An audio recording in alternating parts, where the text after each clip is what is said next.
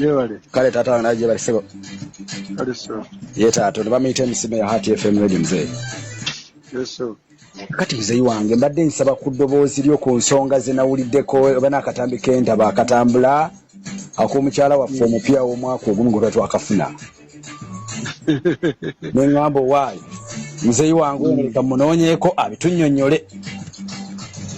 Ate biki binnyonnyola nsabo ebirako nga bw'obiraba byebyo mwalabye nange bye nalabye.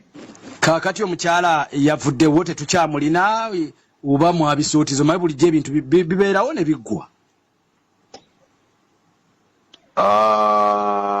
Nze omukyala simulinaako ttoppo.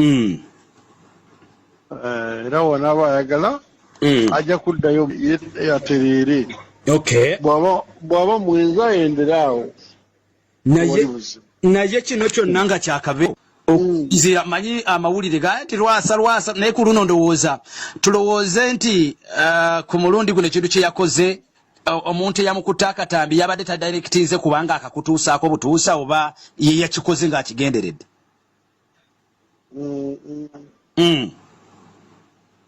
Awo just Kampala mwemanya olugambo lwammwe kyona kyoyinza kukola nekyekabambi ate embeera gy'alimu yakagiyingira. Okay.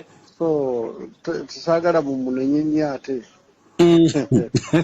embeera gy'alimu yakagiyingira kati nganze nze nina omukyala yenna gwe nnyinza okwagala ngendowooza nti neekwese.